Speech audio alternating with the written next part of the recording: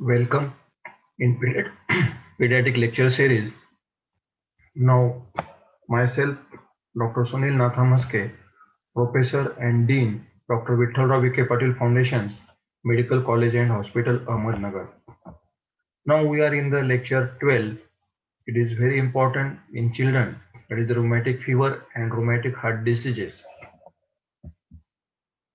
Rheumatic fever was first described for the first time in 1898 in London by William Cheadle.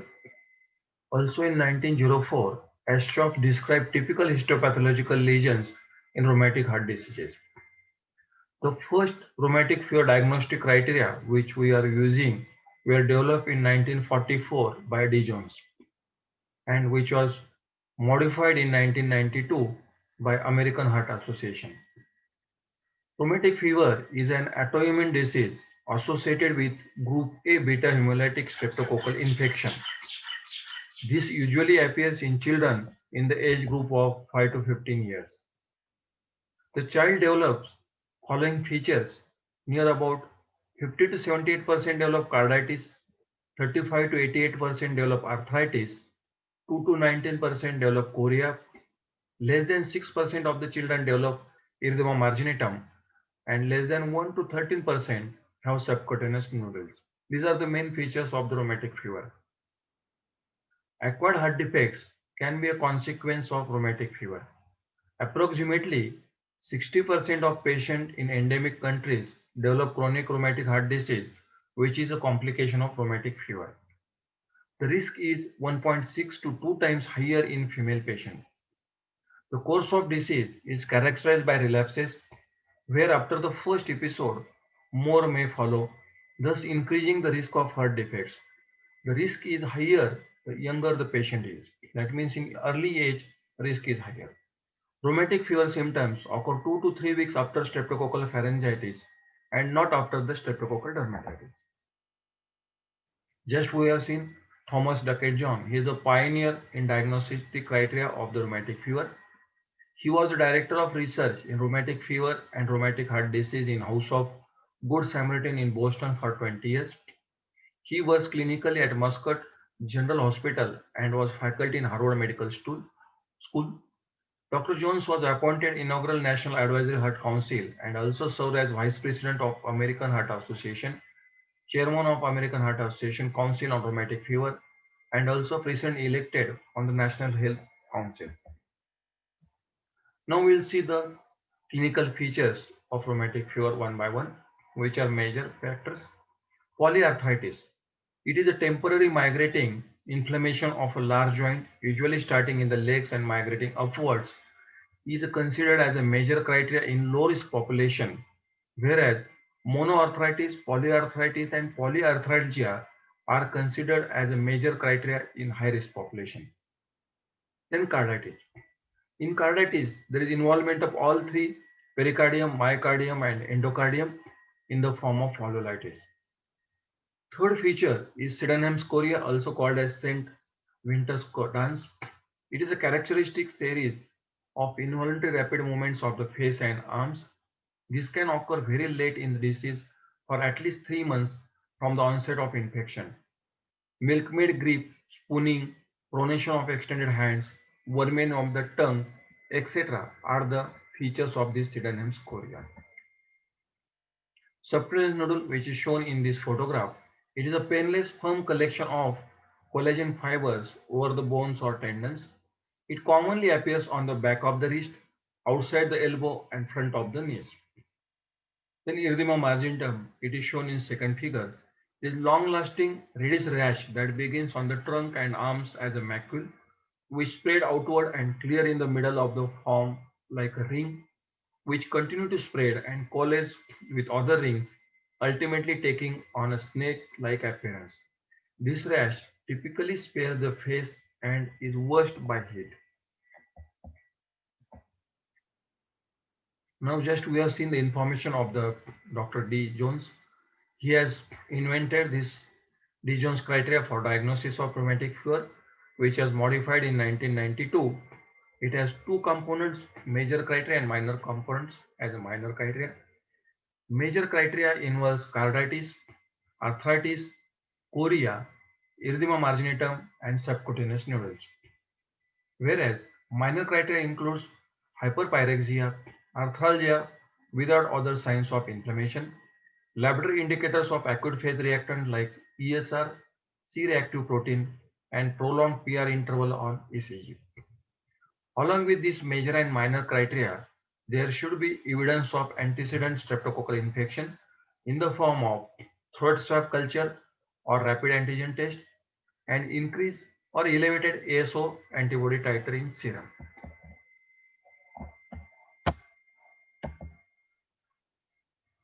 Major criteria is the main clinical presentation of the disease. Minor criteria is the clinical presentation plus laboratory diseases. For diagnosis of first episode of rheumatic fever, it requires two major criteria or one major and two minor criteria along with evidence of preceding group A beta hemolytic streptococcal infection. We have just seen it. Rheumatic fever can also be diagnosed if the Jones criteria are not met, especially in the case of isolated chorea or carditis with an incidence onset, long-term course, and inconspicuous progression of lesions after other causes has been excluded. In the revised 2015 criteria, low, medium, and high risk population was identified. Low population is one in which a case of an acute rheumatic fever occurs equal or less than 2 per lakh school age children, or rheumatic heart disease is diagnosed in equal or less than 1 per 1000 patients at any age during 1 year. Now again it is modified in 2015 as a major minor criteria depending on low and high risk population we have just seen. In low risk population, major criteria is carditis, it may be clinical, subclinical, arthritis, only polyarthritis, chorea, erythema marginatum, and subcutaneous nodules. Whereas in high risk population, major criteria is carditis with clinical or subclinical presentation. Arthritis may be monoarthritis or polyarthritis, chorea, erythema marginatum, along with subcutaneous nodule.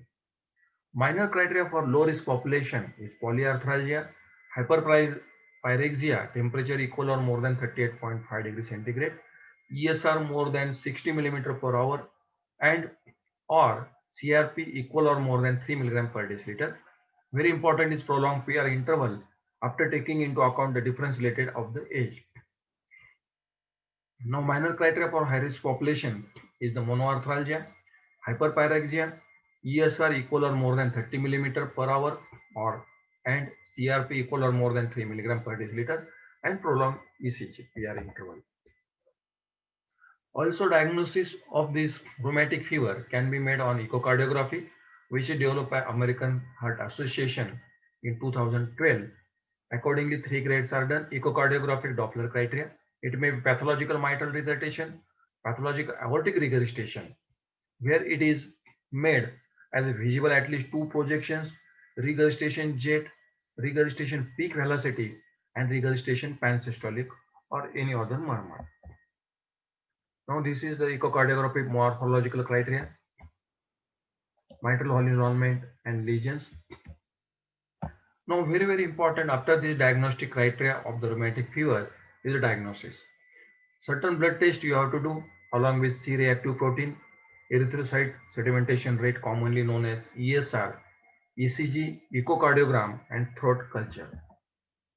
Treatment, first and very important treatment is the absolute bed rest, especially in case of carditis. Now along with bed rest we have to give anti-streptococcal treatment. There is a primary prevention of this streptococcal pharyngitis. Following drugs are given in various doses. First commonly used is the phenoxymethylpenicillin.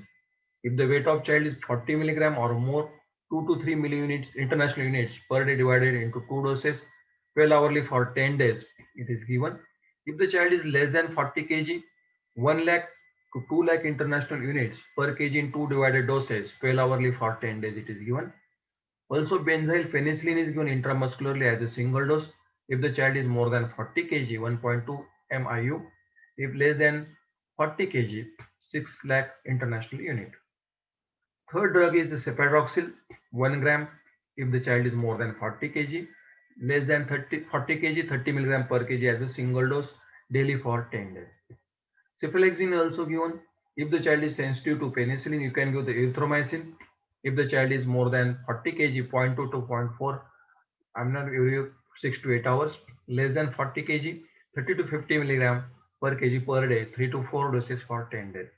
Also, one can try the clarithromycin, azithromycin in primary prevention. In secondary prevention, that is the prevention of subsequent rheumatic fever relapse, you can give the secondary prevention. This is given 5 to 10 years after the relapse or 21 years of age, whatever is the longer. Secondary prevention is given in the form of benzathine penicillin intramuscularly if the child is more than 20 kg, 1.2 units. If the child is less than 20 kg, 6 lakhs international units every 4 weeks. Also, you can give the phenoxymethyl penicillin orally, 2 doses, 250 milligram. Now you can give along with antibiotics, anti-inflammatory agents, especially if there is a carditis with or without cardiomegaly, and you have to give the prednisolone along with aspirin, that is acetyl salicylic acid. Supportive therapy in the form of digoxin, diuretics, oxygen, and salt restriction is advised. If there is a chronic heart lesion, you have to take care of the bacterial endocarditis. If the child is suffering from Sydenham's chorea, you give the phenobarbital in the dose of 15 to 30 milligram, 8 hourly or 6 hourly, 8 hourly or 4 hourly as a drug of choice. Haloperidol 0.01 milligram to 0.03 milligram per kg per day, 12 hourly orally. Along with, you can also try chlorpromazine 0.5 milligram per kg every 4 to 6 hourly orally. There are complications of rheumatic fever or rheumatic heart disease, which is very common. Aortic valve stenosis, aortic regurgitation, atrial fibrillation, heart failure, and stroke. We have seen this rheumatic fever. Now we will see the complication of rheumatic fever, which is commonly occurs in the form of rheumatic heart diseases. It is the commonest acquired heart disease. It is the most serious complication of rheumatic fever. Acute rheumatic fever and rheumatic heart disease are thought to result from autoimmune response and is the result of permanent heart wall damage secondary to acute rheumatic fever. The frequency of valve involvement, common first is the mitral valve, then is the aortic valve, then is the tricuspid valve, and last list is the pulmonary valve. Commonly is the rheumatic mitral stenosis. It is one of the grave consequences of rheumatic heart disease, and it is seen mainly as a mitral regurgitation, less commonly as a mitral stenosis. There is a narrowing of mitral valve in rheumatic mitral stenosis. This abnormal narrowing does not open properly, which blocks the blood flow from the left atrium to left ventricle. And the main cause of mitral stenosis is due to the rheumatic fever. Rarely it is congenital. It is most common in females. Here it is the pathogenesis shown. Because of this blockage or narrowing of the mitral valve, left atrial blood cannot go to the left ventricle. That's why there is an increased hypertension, pulmonary congestion, left atrial enlargement, atrial fibrillation, increased left atrial pressure. Along with that back pressure, there is a right heart failure, hepatic congestion. It may manifest clinically as a fatigue, shortness of breath on exertion, on coughing, swollen ankles and feet, palpitations, heavy cough, which may be blood stained. On palpation of the chest, one can get the small volume pulse, tapping apex, that is palpable S1. There may or may not be palpable opening snap, right ventricular lift, palpable second heart sound.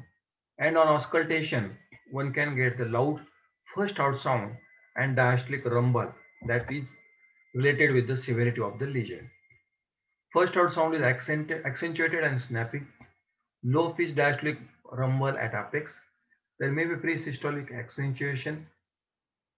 Following investigations are helpful, especially ECG may show left atrial enlargement, right ventricular hypertrophy, right axial deviation.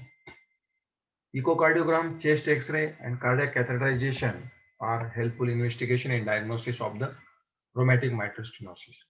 Complications occur due to this rheumatic MS are atrial dysrhythmia, systemic embolization, congestive heart failure, hemoptysis, endocarditis, pulmonary infection.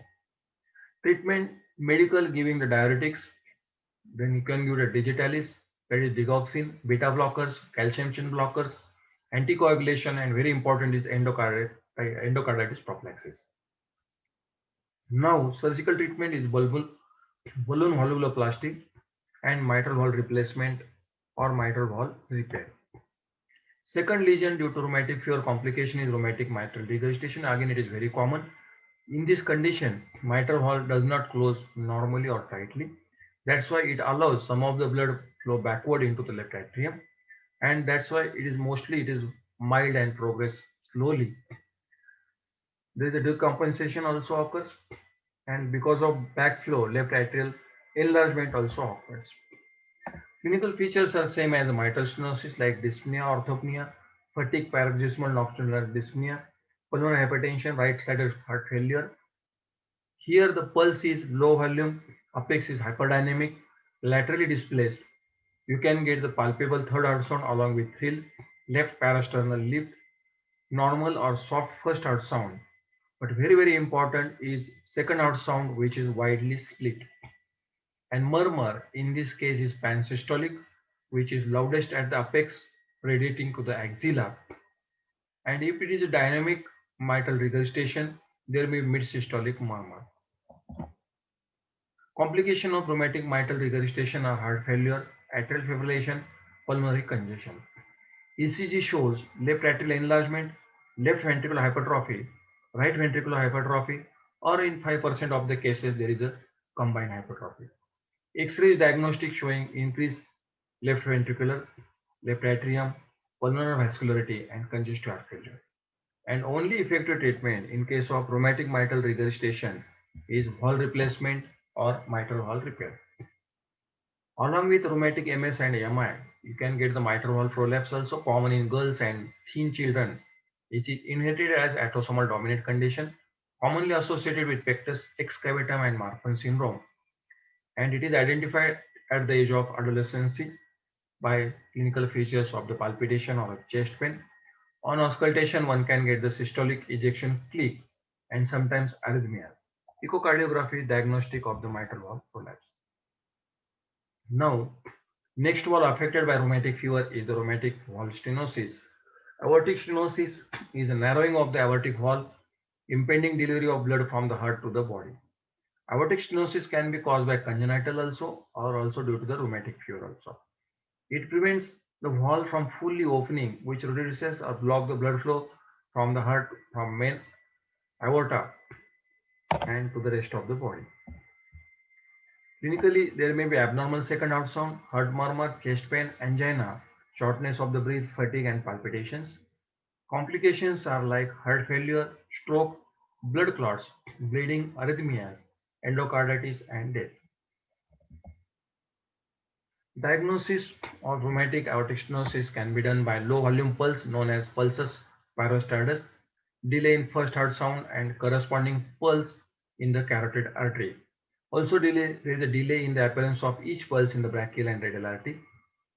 Also fourth sound may be heard sustained and heaving apex beat along with precordial thrill, narrowed pulse pressure, ECG shows left ventricular hypertrophy, chest X-ray shows enlarged left ventricle and left atrium. Treatment aortic valve repair or aortic valve replacement.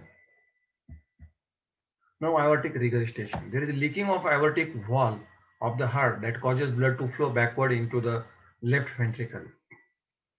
It gives rise to the dyspnea and exertion, orthopnea, PND, palpitation, and angina. And in acute cases, one may get the cyanosis. On physical examination of aortic regurgitation, third heart sound is heard. There is a gallop, early diastolic and decrescendo, third left intercostal space, murmur, which radiates along with left sternal border. Austin Flint murmur, which is a soft mid-systolic rumble, which can be heard at the apex area. Widened pulse pressure. In severe cases, one can get the aortic diastolic murmur. Apex is enlarged, displaced, hyperdynamic, and in severe cases, one can get the third heart sound palpable. In aortic regurgitation, there are certain peripheral signs which are very important. Quincke's sign is the capillary pulsation seen in the nail bed. Corrigan sign, which is water hammer pulse, by holding the middle of the forearm or leg and elevating it discloses a sharply rising and abruptly falling pulse. Third is the De Maset sign, which is the systolic head nodding with each pulse. Muller's sign is systolic pulsation of the uhla. Duroger's sign is the femoral retrograde brutes. Probe's sign is the pistol shot femoral. If you put the stethoscope over the femoral, you will get this pistol shot sign. Very important is the Hill sign. If you take the lower extremity blood pressure and upper extremity blood pressure, in this case, blood pressure in lower extremity is less than blood pressure in the upper extremity. And accordingly, if it is less than more than 20, it is a mild AR. Difference is more than 40, it is moderate. If the difference is more than 60 millimeter of mercury, it is severe AR. Also, there are certain peripheral signs like Landau sign, Becker's sign, Mini's sign, Rauschenbach sign, Gardant sign, Lincoln sign, and Sherman sign. Diagnosis by chest X-ray, which shows left ventricular hypertrophy and dilated aorta. ECG indicates LVH. Also, echocardiography and catheterization is helpful. Treatment, you can try the vasodilators like ACE inhibitors or angiotensin 2 receptors, low sodium diet, diuretics, digoxin, calcium channel blockers, avoid the strenuous activity, and aortic valve replacement is the surgical treatment. Less commonly is the pulmonary valve stenosis, which is located between the right ventricle and pulmonary artery, and it acts a doorway which lets the blood into the and out of the heart. In pulmonary valve stenosis, one or more cups may be defective or too thick. Cups may not separate from each other properly, and that's why there is a restriction of the blood flow. You can get the typical murmur along with fatigue, shortness of breath, chest pain, then palpitation and sudden death. Complications, very important, is the infective endocarditis, right ventricular hypertrophy. You can diagnose this condition by chest X-ray, ECG, MRI scan, and electrocardiogram. Mild stenosis improves with time. Prostaglandins can give, which improves the blood flow. Blood thinners can be tried. Balloon valvuloplasty and replacement of the pulmonary valve is the treatment. Pulmonary regurgitation, which is the backflow of the pulmonary valve, blood flow, and where the valve does not close completely, and it is also known as leaky pulmonary valve. This valve helps to control the blood flow passing from the right ventricle into the lung. In this case, the blood backflows into the right ventricle. It gives rise to the cardiac murmur along with right ventricle enlargement, chest pain, fatigue. On auscultation, first out sound is normal, P2 is not audible. You can get the systolic ejection click. Very important, third and fourth heart sound is louder. Also, one can hear the Graham still murmur. ECG is characteristic and echo can categorize this mild, moderate, and severe pulmonary regurgitation. Treatment is valve replacement. Now, next valve, which is also less commonly affected, is the tricuspid valve stenosis, which is located between right atrium and right ventricle. It is the role is to make the blood flow forward direction from right atrium to ventricle. And here there is a stenosis, which leads to the atrial fibrillation, fatigue, and heart failure. Diagnosis, there is a mid-diastolic murmur at left sternal border. Echocardiogram is also diagnostic. Treatment, if it is mild, there is no need of any surgery. But in moderate and severe cases, valve replacement can be done. Last is the tricuspid regurgitation. Tricuspid valve regurgitation, where the blood from right ventricle and right atrium does not close properly this valve, which along the blood backflow into the right atrium, which causes active pulsing in the neck veins, decreased urine output, fatigue, general swelling. In this case, ECG, echo, and Doppler is very, very helpful. Treatment is with diuretics and repair and tricuspid valve replacement. Thank you. This is about the rheumatic fever, which is very common in children, and rheumatic valve involvement, that is commonly the mitral regurgitation, mitral stenosis, aortic valve involvement, these which are very, very commonly seen in pediatrics, and we have to take care initially and as early as possible. Thank you.